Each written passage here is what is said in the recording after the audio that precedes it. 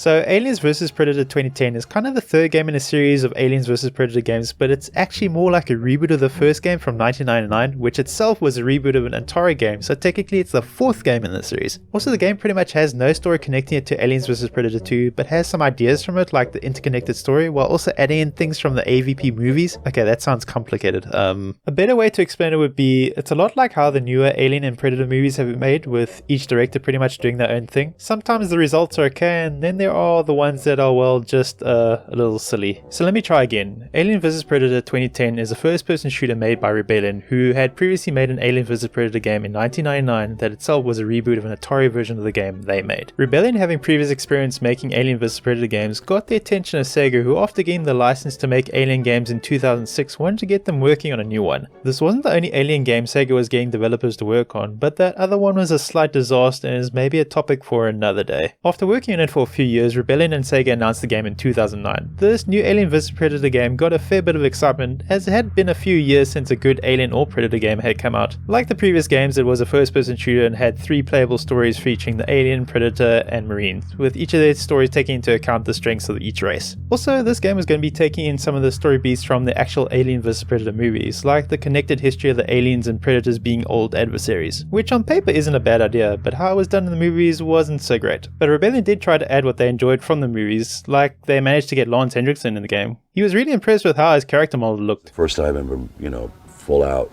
my voice, but how I look, and they did a great job.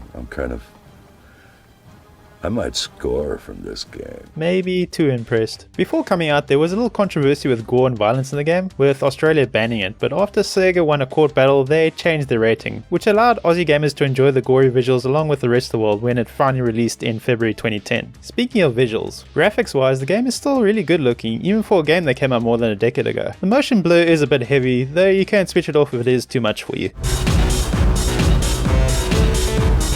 The levels look like they came straight out of the movies, with corridors feeling claustrophobic, with darkness obscuring things just enough to worry you. And interior areas look lived in with the right amount of something just happened you vibes. And open areas have some great backdrops that feel eerie and almost cinematic at points, with a good sense of scale, with great variety too, from barely lit open caves to a rundown almost western style colony and a huge futuristic research facility that contrasts nicely with an ancient temple that was built there to study. Like, I can't say enough nice things about the visuals for the levels, but another thing I want to chat about is the great animation work that went into making how the aliens move. It's sometimes even better than the movies in my opinion. The alien almost slithers while moving, which is excellent. Like, don't get me wrong, the animations in the game do get a bit awkward at times, though most of the time in combat it's really good. So whoever did that at Rebellion, great work. Other nice little touches were the thermal vision for the Predators, which is probably the best looking in any game, and the UI for the Marines, which is very minimal, though has a cool scan line sort of effect which suits the kind of 80s retro future tech vibe from the movies. Audio in the game is solid and does take its beats from the films, like it knows when to let ambient sounds just hang around for a while before adding some music for effect. And the music also feels appropriate for each of the story campaigns. You got your Marines military beats,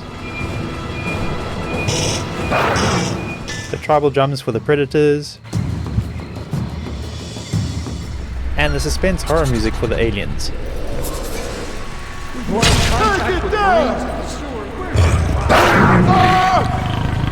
All good stuff. The sound effects are all solid too. All the Marines' weapons are spot on from the movies. Even the slight clicks a Predator makes when getting a stealth kill feels right. Aliens also sound like they do in the movies, but on a tangent, have you ever noticed there's one noise an alien makes that sounds more like a small angry elephant than a scary alien? Like, whenever I hear that in the movies or games, it's super noticeable to me, but that's probably just me, right? Anyway, back to the topic. The voice acting is okay and does a good enough job, though it has none of the B-movie charm from the 1999 game. And the way the audio is cut isn't always seamless. Good job, rookie. I guess we're even. How's the head? Come on in and grab yourself a pulse rifle, kid. What the heck was Wayland Yutani up to down here? It's Xeno Central on this rock, and these bugs don't just pop up unannounced. And I don't even want to think about the hostiles that popped in out of nowhere. Like, I don't know if it was because of the combination of the sudden changes in character animation, but it was a bit noticeable when the voice lines were just cut together. Another slight issue for me is sometimes those jump scare strings were just a little late or not really effective.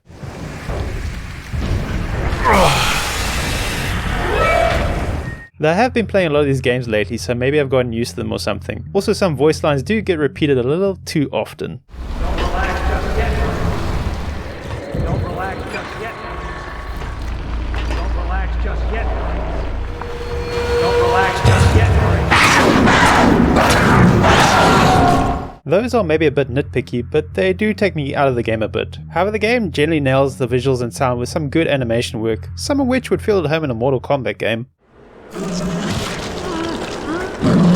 Fatality. Like, they really went hard on these close-up death animations that the Predator and Alien can do when going for stealth and trophy kills. Some are fairly brutal, though I guess if you've seen the first two Predator movies, they are pretty much par for the course. I assume most of you have seen them, except maybe Australians. Which if you are one, you should be averting your innocent Australian eyes at this point in the video. I don't want those Australian censors coming for me. They may have added these kill animations because the game has a lot more melee combat than you'd expect, as previous games in this series were, pretty basic when it came to melee. This game, however, lets you brawl like a fighting game with a light and heavy attack and even the ability to block, which for the Predator and even a bit for the Alien does make a bit of sense, but giving the Marine the ability to block an attack from either an Alien or a Predator doesn't quite feel right to me. Like, if either of those two hit you, in my mind you're either going flying or taking a serious injury. Unless you're in a mech suit or have a melee weapon of your own. Even when playing as the Marine with the prompt coming up to block an attack, it felt out of place to me and my brain was left calculating for a second before realizing, oh yeah, I can block, which I was always too late to push the button. Is this what those professional reviewers call cognitive dissonance? Anyway, it never really sank into me while playing as the Marine. For the Predator and a little bit for the Alien, I did use it mostly as it was intended, though it felt best in the Predator, as it felt more like you were connecting hits with the enemy. With the Alien, melee combat wasn't as great, the time to kill is a little too long, and it feels more like you're punching an enemy rather than mauling them. It's fairly different from the previous games, where out of all the species, the Alien was the most dangerous close-up. Like in Aliens vs Predator 2, part of the gameplay was you having to hold back your attack so you'd have something left of the enemy to get some health back by eating what was left. In this game, playing as the Alien, I felt a bit too vulnerable going for straight up melee attacks a lot of the time, as the Alien can barely take a hit or two, and combine this with how little damage the Alien can deal out, and you're going to be going for stealth kills most of the game, even more than previous games, which is fine as that should be part of the gameplay, but I do miss being able to have at least some fun with melee. Speaking of gameplay, the action in the game is pretty good with the Marine feeling the most polished. Now the game isn't as scary as past games, but it has its moments. It feels more focused on action, which is fine, as it does get stuff right like trying to keep the aliens in your sights as they come at you from the dark. The movement is a bit different too, as you feel a bit heavier when moving than most FPS games. It reminds me a little of the slow movement from the Killzone series of games. It's not bad, but the action in the game is a bit slower than past games, so you won't need those twitch reflexes as much. You will have a bit of a challenge though, as the aliens don't make any sounds when approaching you. The only thing you'll hear is the iconic motion tracker to give you a heads up. Whoop, whoop. Another thing they kept from past games is flares. Like in AVP Classic, you get an infinite amount, but you can only throw one at a time compared to the 4 in that game, which together with the slower action actually feels like the right amount to me, as you'll probably be less panicked than in other games in the series when throwing them into the dark to get a better shot.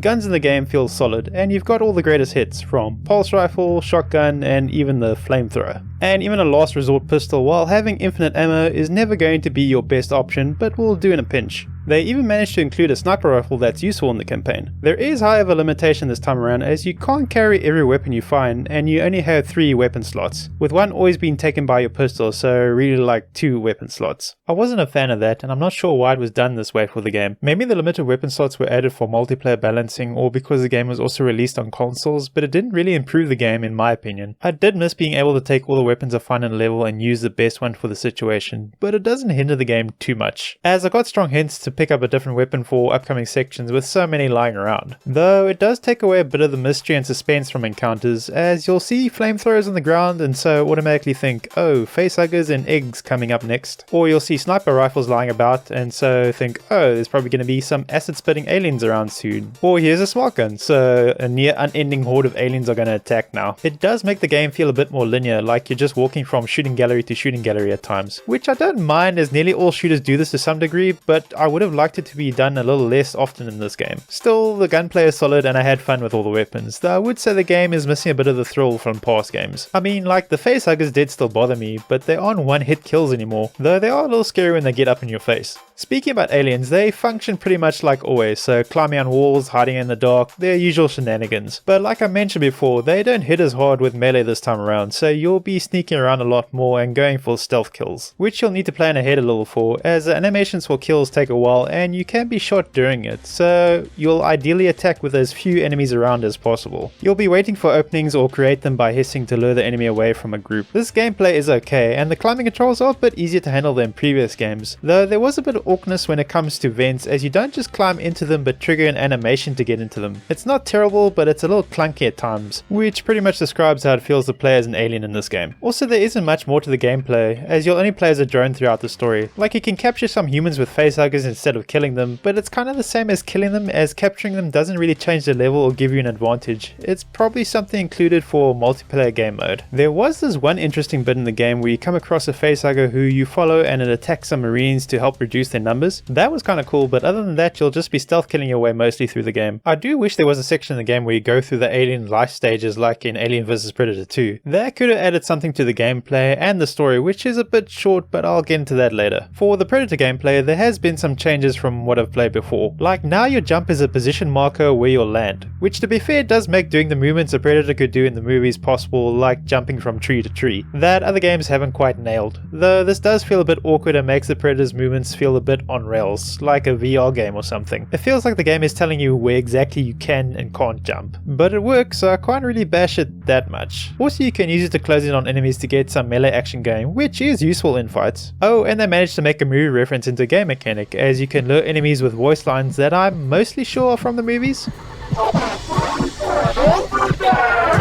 which makes setting up stealth kills a bit easier. Other changes include how the Predator heals and gets energy. Where it used to get heals from a medicomp that used energy, now heals are consumables that you find in levels, and your cloak doesn't drain energy anymore. It balances out that energy is much more limited than before, unlike in previous games where it was basically unlimited to a degree. In this game, you'll need to find human generators to charge it back up if you go too crazy with energy weapons. It does solve the issues from past games where the Predator was overpowered at points and you either waited for your energy to come back or you just constantly recharged it, which slowed gameplay down a fair bit. This change makes the Predator feel less powerful than in past games, but I don't think it's bad, as it does encourage a bit more stealth gameplay. While still allowing for some points where you can have some melee or plasma caster fun, it's more balanced than the Alien. But they do compensate for this lack of power later in the game, maybe a little too much. With a throwable combi stick that acts almost like a spear gun from past games, but way more literally, with your arm being the gun throwing an actual spear, though without the cool sound effect or impaling. There is no limited ammo for it like the good old spear gun, so you can use it over and over. Also, you can stay cloaked while using it. The only weakness of the weapon is it isn't great against moving targets, so you'll have some trouble using it against aliens, but if you mix it in with some melee attacks, it can still be really effective. It would have been okay if they gave it to you as a bonus for like the last level or so, but they give it to you just a bit too soon, so the last few levels feel like a cakewalk until the final boss fight. The other weapons the Predator gets to play with are okay, like the smart disc, which is also a one-hit kill weapon, but reveals where you are if you're cloaked and sometimes takes a while to come back to you. Though that does allow you to try and direct it to take out a few enemies on the way back, but I found this is a lot more miss than hit with it. This isn't as fun as Kratos' boomerang axe. Another weapon is a proximity mine that needs energy to be used. It's entertaining to use when combined with the distract ability, which lets you lead enemies into them. Hold tight, I'll be there.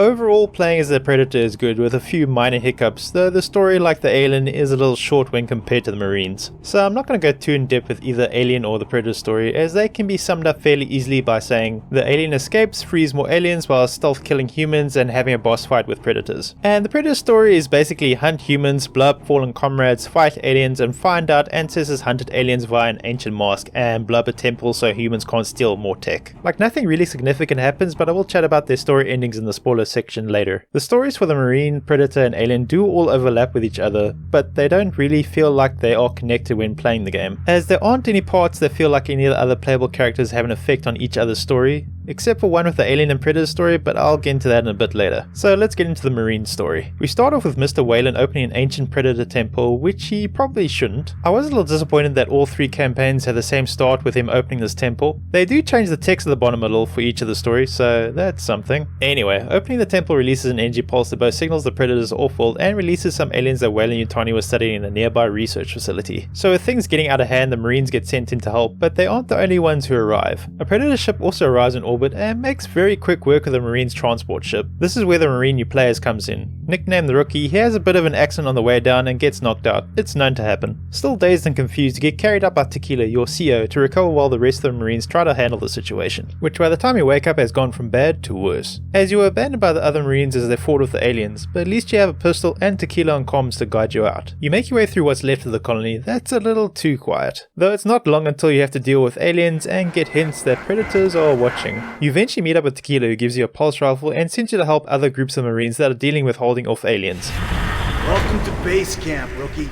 This goes about as well as you expect, with each time the Rookie being the last to survive the attacks from the aliens, until Tequila calls out for a retreat. I did enjoy this section, even though it's pretty much taking you from one gunfight set piece to another. It gives that feeling of that scene in Aliens where they keep having to fall back after facing waves of aliens and just surviving. After all that, while the Rookie is trying to escape, he gets knocked out and captured by an alien. But this time it's only a short nap compared to earlier, as he wakes up before being dragged into the hive. Getting on comms again, Tequila is surprised that you're still alive and gives you directions on how to get to your commander, Major Van Zandt, whose last location was near a refinery. You need to get to him so Tequila can pull you both out together. On the way you find out about Weyland opening the temple that caused the whole incident, though you don't have time to dwell on that, as the Major's location is confirmed to be in the refinery, which turns out to be where the hive is located, and guess who got impregnated and stuck to a wall? You don't need to guess what happens next. So now you need to get out, though there are a lot of aliens between you and the exit. The final hurdle to getting out is an ancient alien queen who happens to be nesting with 1 billion eggs between you and the way out. But you deal with the eggs and the queen and make your escape. This boss fight is okay, as it's just you dealing with facehuggers that come at you at an unmanageable rate while you flip a switch to deep fry the queen. It's not great, but it's better than Rebellion's last Marine vs Queen fight in Alien vs Predator Classic. Finally making it out, you end up in a jungle where you can signal Tequila to come pick you up in a dropship. Too bad some Predators see the ship and decide to have some target practice with it and shoot it down. Okay, that should be enough if you want to play the game for yourself, so if you don't want spoilers, then skip to here. With no way off the planet, you try to get to the dropship crash site, though on the way there you get contacted by Catchy, the colony administrator, who sent the distress signal for the Marines. She helps you navigate the jungle past some illegal combat androids that attack you on the way to the crash site, which is by the ruins that happen to have a combat arena where you have a boss fight against the Predator who shot down the dropship. This boss fight is fun, but maybe over a little too quickly if you're aggressive with a shotgun. After that you need to locate Tequila, who is taken from the dropship by some aliens. You eventually find in the same situation as the Major. But before you get too trigger happy, Katya tells you she may be able to get the alien out of Tequila without killing her, if you bring her to the research labs where Weyland-Yutani was studying the captive aliens before some made it out. You take her to the labs where Weyland tells you not to enter or you risk containment of the Xenos. Don't know if he hasn't noticed, but they aren't all contained. But he still insists, and he'll take action to stop you if you enter. Ignoring that, you manage to get in, and when you're about to do the operation to get the alien out of Tequila, that's when Weyland pulls the plug and sends androids to take care of you. Though you manage to put Tequila in a stasis pod to buy some time. Oh, and it turns out Katya is an android, which wasn't really a surprise, but we gotta get those movie references in. Please, don't be alarmed. And please, don't use the term artificial person. I prefer the term artificial person myself.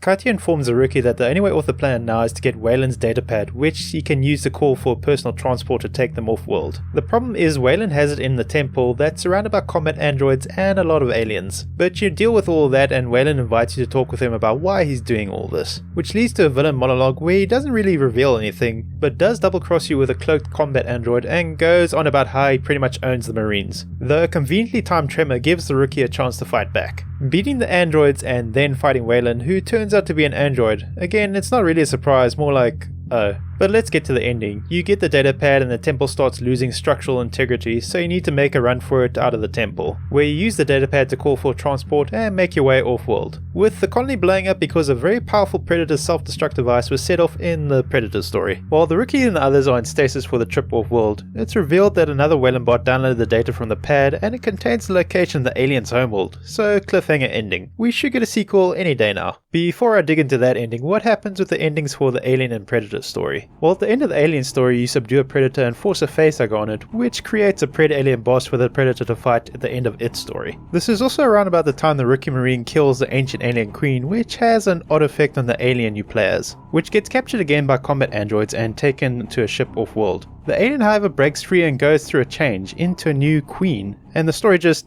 ends there. I was enjoying this bit of the story as I was like, oh cool, we get to play as a queen, but then it just stops. Like they could have given players a fun last level with an unstoppable rampaging queen going through a ship. Maybe it was my expectations getting ahead of me, but the ending is a little disappointing. Okay, so what happens with the Predator's ending? Well, you end up having to hunt down the Pred-Alien, while also setting a temple to blow up to stop humans from finding out more about your kind. The fight with the Pred-Alien is okay, with the floor's lava setup thrown in to get you jumping around. After beating it, you celebrate as Predators do by going somewhere high and showing off. Though the last twist is the same as the Marines, where you find out from your ancestors' mask the location of the alien's homeworld.